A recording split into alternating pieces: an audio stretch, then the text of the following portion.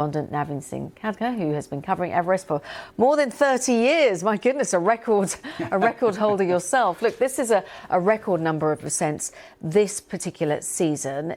It's not necessarily great news, though, is it? Well, it depends who you ask this question to. For example, officials who are responding to this, they're saying, oh, it's historic, we did it, we could manage it, that kind of thing. But if you ask this question to sustainability campaigners, for instance, they would say, well, this is not how you go about it. This time you were lucky. Well, not actually, there were still some deaths, but this can't go on forever. This is not sustainable. And there has to be a plan, a proper plan. How do you do it? Particularly because, the mountains are becoming very, very unstable, and also limited period, fair weather period window to climb to go to the summit.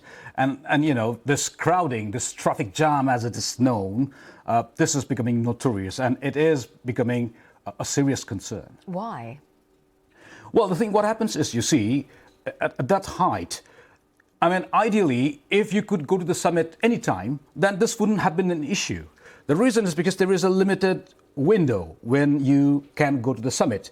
All these climbers, they from base camp to the higher camps, they go up and back rotation. But for the summit, because the jet stream, keeps on coming there, battering this place, they can't just go there like that. So they'll have to wait for that small window when the jet stream is above the summit, and that's when they cash in on that and go there. That's very, very window. That window is very close.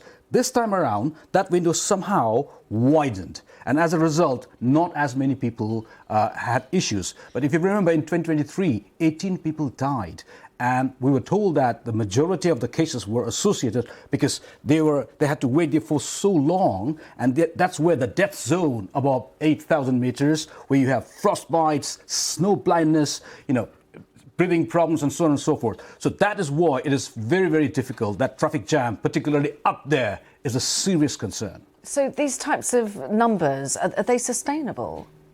Well, this is what it is. So, the question here is, when it comes to the risk, as we talked just now, the risks, is always there. And particularly in the wake of all these changes, it is still growing. But also, let's not forget the waste, the trash, the mountain seas. Like, for example, now, when I'm speaking to all these mountaineers from the Sherpa community as well, or guides even, they are telling me, because they had to camp for a longer period at the higher camps, Camp 4, Camp 3, the trash is gone up even this time.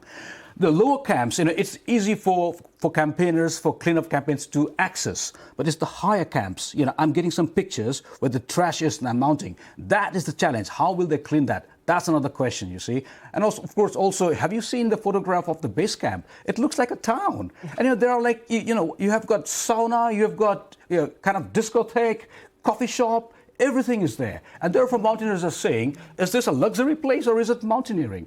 That's why. And let's not forget, climate change. It's destabilizing this place. So when you are tinkering, with all this, I'm told that the risks are growing. And that's why this number, how do you manage? And also, I'm told that the mountaineers, are all of them properly trained? Are they experienced ones? When I speak to seasoned mountain guides, they're telling me many of the mountaineers who went there this time, they were not experienced, and they fear that there might be casualties this time around. But this time they were lucky because that window, the fair weather window, was a bit wider, and therefore not so many casualties. Navin, bit of a change since the day you started reporting on Everest 30 years ago. Thank you so much. Pretty much, yes. For incredible stuff. Thank you so much for bringing that to our attention as always. Thank you. Good to see you.